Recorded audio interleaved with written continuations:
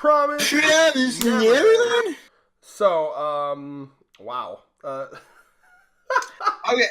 he got torch-wicked, David! We just filmed the Ruby Talk. Like, go on up for Ruby Talk and then watch this.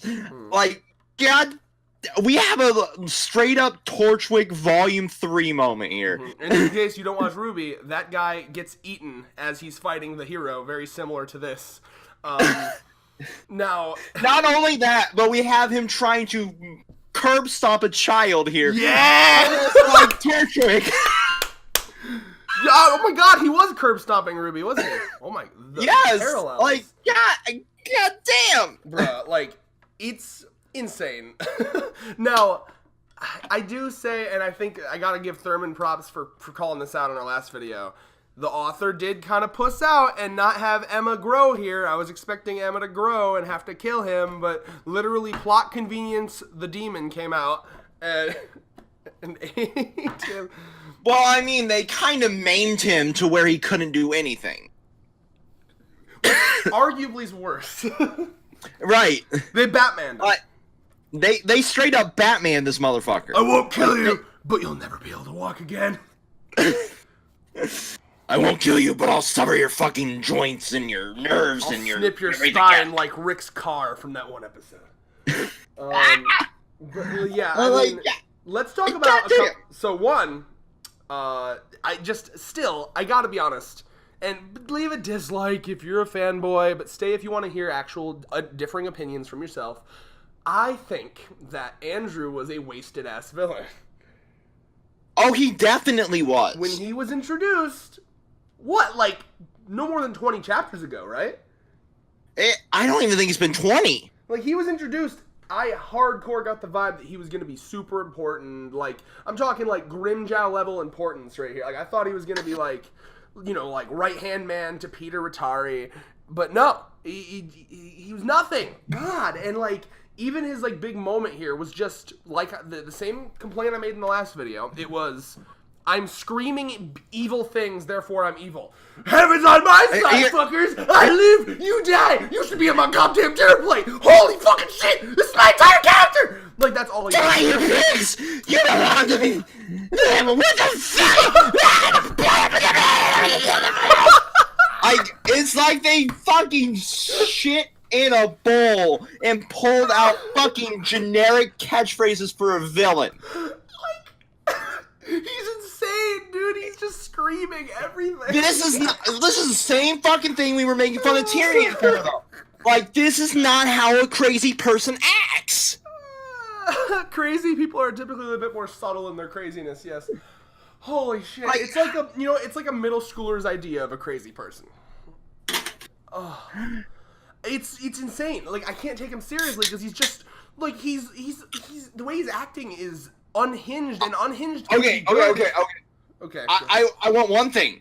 I want to see this animated just to watch the fucking voice actors fucking scream this generic tripe into a fucking mic. Oh, it's just not... Like, when you read a series that, like, has, Okay, so, Dr. Stone this week, there was a very nuanced moment where Senku was literally, like, slowly killing Tsukasa because he had to die, otherwise, like, he was going to die of, like, a more painful death anyway, and he's hoping to bring him back through the stone thing. So he's, like, slowly killing him, and he starts just having a conversation. He's like, hey, Tsukasa, if you could bring any three of us to space, who would it be? And then Tsukasa's like, what's the point of this question? And he's like, shut up, just answer. And he's like, but it seems so pointless. What's the point here? And then Senku he's like crying, and he's like, can't we just have a pointless conversation just this once? Basically being like, let's be friends here. Friends have pointless conversations. We're just talking about stuff. And then he starts talking about the Mario mushroom and how, like, it actually makes sense because you would hallucinate on the Mario mushroom and think you're bigger. So, like, that little conversation there, it's the useless details in a conversation that make a character feel real, right? So every character in Promised Neverland, thank you, every character in Promised Neverland, everything they say is directly attributed to the plot. There's, like, no wasted dialogue, but there's got to be some wasted dialogue because that's what it's not wasted. It makes you feel the characters. So when every single thing Andrew says is to make him evil, right? Every single line, it has to be, I'm evil, then it doesn't make him feel like a real character. Whereas a good villain would have things like Isabel was a much better villain because, you know, you had little things showing Was she her really care a for the villain, children. or was she an anti-hero? Yeah, exactly. Or think, you know, any JoJo villain ever, there's little details that make them a lot more human. Like Dio in part 3, taking the time to use his time stop ability to walk down and move people down the stairs over and over again just to fuck with them and make them think that they're going crazy. Like, it's these little things that make a villain or a character in general more human and more real. But every piece of dialogue, every action that a character takes in this series, not just a villain, but almost every character since the first arc, is directly attributed to the plot. We're either going somewhere or saying we need to go somewhere. Other than that, there's nothing. So that's why these characters feel so two-dimensional and bland. And Dr. Stone made a perfect comparison this week with the whole pointless conversations are good because that's how friends talk. Do you think they were maybe throwing shade at the fucking author here? Hopefully. I mean, but for real, like, that... I don't know if that was the intention, but when I read that chapter, I, like, applauded it. I was like, that's it. I've been waiting for someone to word it for so long, and that's truly it. It really is. And see, this is why I can't stand the series right now. I can't. Because every fucking chapter... I read this in 2 minutes while I was watching Ruby. I was watching Ruby and reading this chapter because I knew I'd be done before the fucking opening was over. And I'm the king of reading shit slowly. Like, I'm a slow reader, and I read it in like 3-4 minutes. I read this very chapter we're discussing during the opening to Ruby. That's amazing. And that, you're listening to that as he's like curb stomping the child. If that doesn't speak for how sloppily written this series is, to where somebody that makes content out of this series can fucking read it during the opening to a TV show. It's amazing. I don't know how much plainer I can put it for you fucking fanboys than that. If I can read it, I don't give a shit at this point if I'm getting a dislike. I need one of them gifs where it's like someone doing the make it rain with money, but it's all dislikes. If I can't make it any clearer to you, then just go ahead, leave your dislike every fucking episode. Every fucking episode. Go ahead and leave it. It only I don't care at this adds point. to the algorithm. It really does. You are doing nothing. So, what was I going to say here? So, but I mean, there are good parts. So, like, the owl being the camera this whole time is fucking smart. Because we've seen that owl a million times, and I'm always, like, thinking, oh, it's metaphorical, because the, you know, Ratari clan is always using an owl. Yeah, that Cersei and shit. Yeah, that was beautiful. I was like, the what? symbolism in this fucking series is goddamn amazing. Now, here's something I do got to bring up. The artist, as much as I love them, to me it's very clear that they're rushed every week. Because I've seen their art, their art's phenomenal. And every time there's a double page spread, the art's phenomenal. But the normal panels are fucking sloppy. Let's talk page 6, upper right corner. Andrew looks like a gorilla. Like, he all of a sudden gets very thick. He is a thick boy. And he's just, like... He's bordering on Thanos thick. Yeah. Like, he looks like a gorilla. I'm serious. Look where he's charging to go stop the kid. What's going on with the art here? And we've had derp faces of many. And I'm not even going to, like, diss the artist. I know the working conditions of manga. It's ridiculous. And I'm almost positive that they're being rushed. Like, crazy rushed. Because when you have a double page spread, like this one this week, so good. Oh, my God. Beautiful. So... I just think that it's a shame because I think that it's become a very factory-produced, shit-it-out, week-by-week series. And that's just the vibe I get every week I read it. It's just like My Hero at this point. It's just shit out every fucking week. Hey, but My Hero's still good. Well, I mean, story-wise, yes. But art-wise, it's the same thing. It's overly polished by the fucking, the team. Done just like this. Fucking Dr. Stone, even, Well, but the difference is I don't see issues with the art in My Hero and Dr. Stone. In this one, I do. I think the art's very inconsistent, and I don't think that they have. It's the fact that it's touched up that annoys me. The digital touch-up. I love when, like with fucking Hunter x Hunter. Yeah, I love that one sketch. That I fucking love. I hate it when they have the fucking factory be like, okay, we need to touch this up, and we need to polish this, and we need to do this, and we need to do this. It doesn't look like a human produced it. Yeah, agreed. So yeah. that's my issue with that. But aside from that, I get their working conditions are fucking shit. But this double-page spread where Andrew gets nommed. Nom. Which is just, by the way, the literal weakest way to take out a villain ever. I'm sorry. Like, really? Like, that's like, you ever play Dungeons and Dragons? The DM, there's a joke that DMs always make when the players piss them off. And that joke is, rocks fall, everyone dies. Mm-hmm. So, literally, this was the author being like, I'm bored with this villain. Demon comes, he gets nommed. Really? And it's a shame. It's a fucking shame. You cut off there hardcore. It'll pick up on my end, but I said the author practically got bored of the villain and just said, demons come, he gets nommed. Like, really? But I love this monster, though. This demon. Oh, yeah. No, I mean, it's one of those things where, I've seen a couple anime like this, where the designs of shit are really cool, but they don't know how to tie it together in a congruent plot. And I'm going to get hate for this, but Made in Abyss! Remind me which one Made in Abyss is? It's from 2 seasons ago, and near the end it fell apart. Because they had caught up to the source material. Oh, yeah. Anytime an anime catches up to the source material, it falls apart. Oh, yeah. There's plenty of anime like that, unfortunately. But another one that I'll probably get hate for is Darling in the Franxx.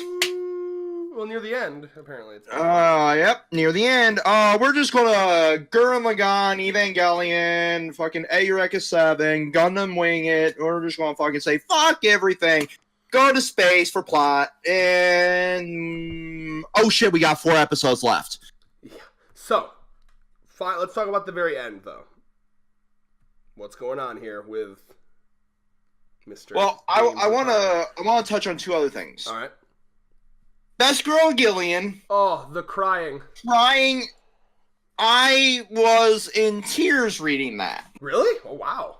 There you go. I fucking love her. Oh, the one character that actually has some. She's got more character than Emma at this point. She really does, because she feels fucking real. Yeah. She has emotion. She is in mourning here. She's basically been raised by Lucas, and her father figure's dead. It was very visceral. Like, the crying scene was well done, for sure. That actually moved me. My cold, dead heart was moved by this. You're right. But that was a good scene. That there, and I fucking love that they are like, now we have to abandon this because they might know where we are, and we don't want to see anybody else die. Mm-hmm. Yep. But so I also have to shit on that because it feels like we just got here. We were setting up our base of operations, and we're walking again. Yeah, it's. Ugh. You know, it would be different if it would be okay if the walking was interesting, right? Like if they were walking and, you know, similar to One Piece, they were seeing a bunch of new towns and worlds and like different cultures. Oh look, new fucking candy, or oh look, anything new to make the world interesting. But no, it's just fields. Yeah, it's just grassy fields, tundras. Trust me, I loved the chapter where they were in the Demon City. That shit was exactly what I wanted, but we got it once and never again. Yeah. But I guess it's better than standing around and talking. Oh god. So who all died? Like besides Lucas and Yu-Gi-Oh, but like any the kids, do we know any of the ones that died? Or are they just Nope. Yeah, I didn't think so. So I really noped into the mic. But like goddamn, we have, is that Oliver? Is that his fucking name? Yeah. Tell him the plan. It'd be nice if we knew the fucking character's names for once in our fucking miserable existence. Mm-hmm. But you like, notice, do you remember when Kumanik commented? He doesn't anymore. I think he gave up on us. He's like, these guys don't give a fuck. I love you, Kumanik. Come back to us. I don't know, love you. was. He was a previous commenter that would always correct us on Promised Neverland for those who are not in the know. But like Oliver talking about the plan to go and do the thing, and then leaning into the Minerva scene at the very end. So, let's get started, James. And that James is the one that helps them. James is the good one, correct? James and Peter. Right. Peter and James. What's with the biblical names? They might be going to Adam and Eve route or something. But exactly. That's why I'm concerned about. I mean, it might just be like a generic English name that he wanted. But like we need this to appeal to a broad audience. What's throughout all of the world? Religion. Good. We'll go with those names. I mean, it practically is religion. The promise and the deal. Exactly. That's what's so fucking weird about this. Like, if you don't know, I'm fucking technically agnostic, so I don't really practice religion, but I'm just like, there's a lot of religious shit going on in this. I mean, there's references to biblical shit in every fictional series. It's a very exactly. Yeah. It's how they handle it, though. Mm-hmm. I mean, whatever. It's okay, I guess. But I guess so. If he's on the move, he said he made like a contact to the base, and I'm guessing that contact is what they have on the paper from Lucas. Exactly. So this contact. We're going to reforge the promise. We're going to do all the things. How many chapters are left of this shit show? Well, yeah, I was excited to see that the promise to Phil was 2 months from now. So, like, that means they're gonna have to go back in. They gotta speed the shit up. Oh wait, 2 months to them could be one chapter. Yeah, or it could be 100 chapters. But yeah, I mean, I'm excited for that because I loved the Gracefield arc. Hopefully, when we go back there, it'll relive the former glory. I want to see Isabel again. If she's not, she's just being utilized as a fucking breeding sow at this point. Probably. You have good genes, mama. Ray was a filet mignon, man. Ray was a snack. You got good genes there, mama. Ray's one tasty snack. Oh god damn, I'm getting real weird. Okay? Yeah. Well, the joke is that people say that for attractiveness, but in the demon's case, he's literally a tasty treat. Yeah. I love the fact that Thurman's name in our servers, I cuck myself. Yeah. So, what do you think Minerva's up to?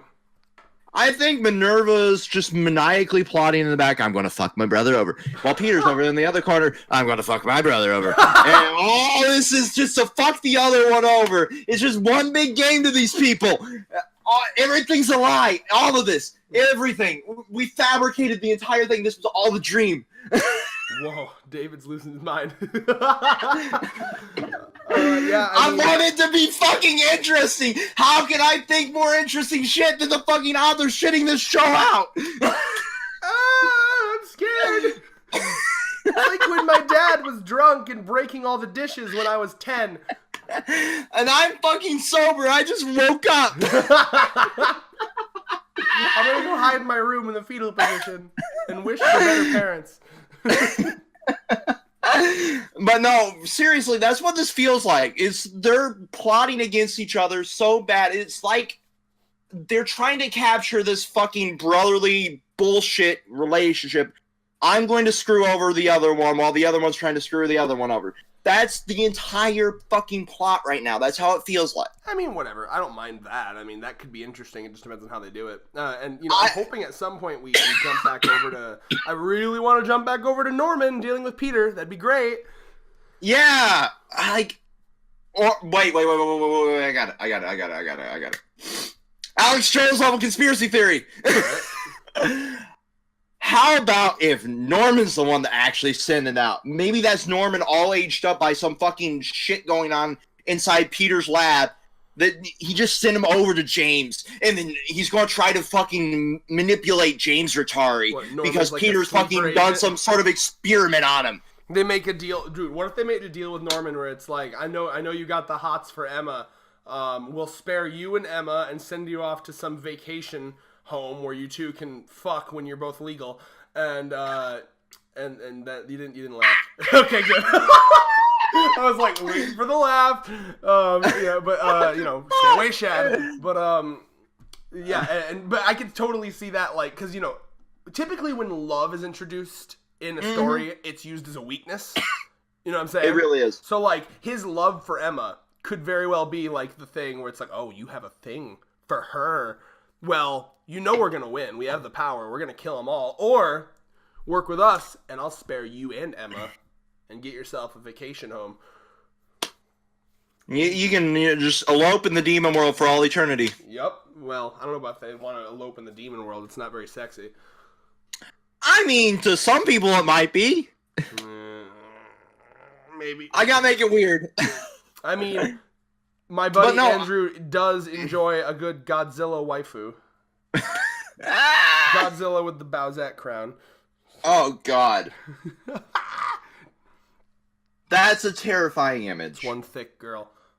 That is one uber thick girl. Thick girl, and you know when she's that's giving you SSBW. when she's giving you a blowjob. If she chokes on your dick when she's giving you a blowjob, she might atomic breath it off. Nope, I'm good. I'm extremely good. That's a risk you take.